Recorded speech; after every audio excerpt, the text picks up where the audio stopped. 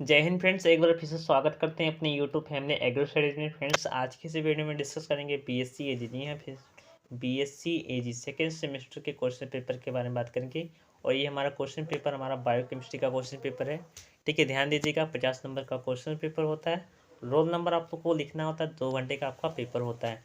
ठीक है, वीडियो को बिना देरी के स्टार्ट करते हैं। तो मैं ऑब्जेक्टिव टाइप क्वेश्चन पहले नहीं देखेंगे, ठीक है, जो मोस्टली वेरी इंपॉर्टेंट है वही देखेंगे। ठीक है, सेक्शन ए इसमें दिया गया है। इसमें सही उत्तर चुनते हुए उसकी संख्या 1 या 2 या 3 या 4 प्रत्येक उप प्रश्नों के सामने दिए गए वर्ग में लिखिए। ठीक है, इसमें देखिए जब ईटर आयन निम्न में से आवश्यक होता है। इसमें ऑप्शन वाले प्रश्न दिए गए, ठीक है, ओनली वन। ठीक है, तो आगे हम बढ़ते हैं। तो 1 मिनट ध्यान दीजिएगा। नेक्स्ट 1 मिनट, हाँ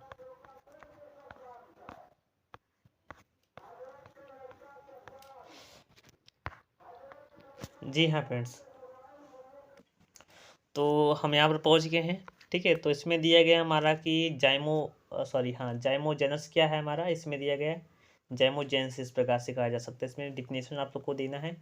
इसके बाद दिया गया प्रकाशीय श्वसन, यानी कि जो फोटो एस्पायरेशन क्या होता है, इसमें देना है। जो प्रकाश की जो उपस्थिति में जो श्वसन क्रिया होती है कुछ प्लांट्स में या फिर एनिमल्स में होते हैं, उसे हम प्रकाशीय श्वसन कहते हैं।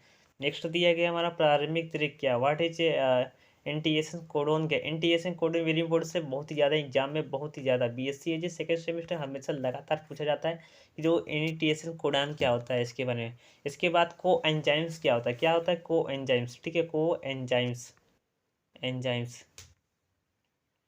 ठीक है, ये वेरी इंपॉर्टेंट है, ये दोनों पढ़ लीजिएगा आप लोग। ठीक है, इसके बाद दिया गया स्टार्च। तो स्टार्च जो होता है वो कार्बोहाइड्रेट का एक क्या है, एक प्रकार है। ठीक है, इसके बारे में लिख सकते हैं। इसके बाद दिया गया है ऑक्सीकारक फास्फोलाइलेशन क्या है हमारा, इस प्रकार से। नेक्स्ट हमारा दिया गया है डिफरेंट द फॉलोइंग, इसमें निम्नलिखित में अंतर देना। इसमें दिया गया प्रूडेंस एवं पायरेडिमेंस में अंतर बताना है। ठीक है, इसके बाद दिया गया प्राथमिक कोशिका भित्ति एवं द्वितीय कोशिका भित्ति में डिफरेंट बताना है, क्या होता है क्या नहीं होता है। जो प्रारंभिक कोशिका भित्ति जो होती है वो सबसे ऊपरी परत होती है, जबकि सेकेंडरी सेल वाल जो होता है प्रारंभिक कोशिका भित्ति के बाद वाली जो सतह होती है उसे हम कहते हैं द्वितीय कोशिका भित्ति।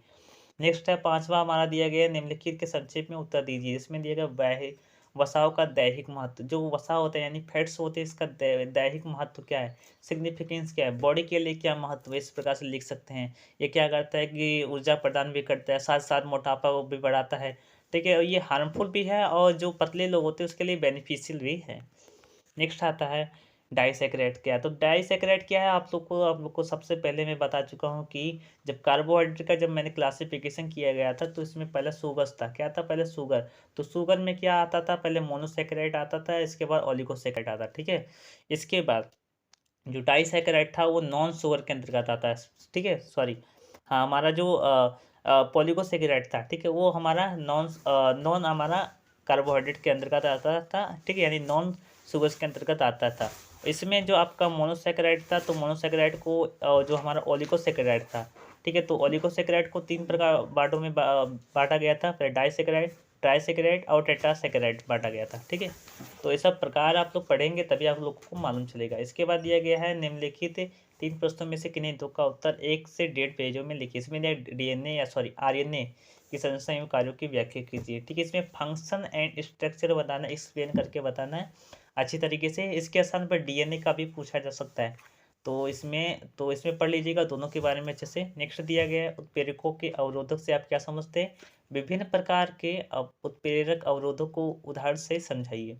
नेक्स्ट दिया गया हमारा कि प्रोटीन की भौतिक एवं रासायनिक गुणधर्मों की रासायनिक तालिका बनाइए। इसमें प्रत्येक के केवल 2-2 गुणधर्म का वर्णन कीजिए।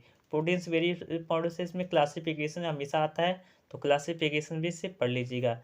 तो सभी यानी कि जो आपके चारों के चारों चीज़ें, जैसे हमारे प्रोटीन, लिपिड्स, कार्बोहाइड्रेट्स एंड आपके हमारे न्यूक्लियो एसिड, यानी कि चारों जो हमारे हैं, इसके आप मतलब इसके समझ लीजिए आप क्लासिफिकेशन 100% आप लोग पढ़ के जाइएगा। नेक्स्ट दिया गया हमारा निम्नलिखित 3 प्रश्नों में से किन्हीं 2 को आप प्रश्न दीजिए, 203 पेजों में लिखिए। ठीक है, इसमें दिया गया एंजाइम्स इमोबिलाइजेशन क्या को परिभाषित कीजिए। एंजाइम से इमोबिलाइजेशन की विधियों का वर्णन कीजिए एवं इमोबिलाइजेशन एंजाइम्स उपयोग की को भी लिखिए। इसके बाद नेक्स्ट दिया गया द्वितीय उपापचय की क्रिया के महत्वपूर्ण पदार्थ को परिभाषित कीजिए एवं उनका उदाहरण सहित लिखो। इसके बाद द्वितीय उपापचय की क्रिया के महत्वपूर्ण पदार्थों का औषधीय औद्योगिक महत्व को भी लिखिए या फिर वर्णन कीजिए। इसके बाद दिया गया कार्बोहाइड्रेट को परिभाषित करते हुए उनका उदाहरण सहित वर्गीकरण कीजिए। ठीक है, तो कार्बोहाइड्रेट किस प्रकार से कहा जा सकता है कि कार्बन के हाइड्रेट्स हमारे कार्बोहाइड्रेट्स कहलाते हैं, लेकिन असलियत में हमारे कार्बोहाइड्रेट कार्बन के हाइड्रेट्स नहीं होते हैं।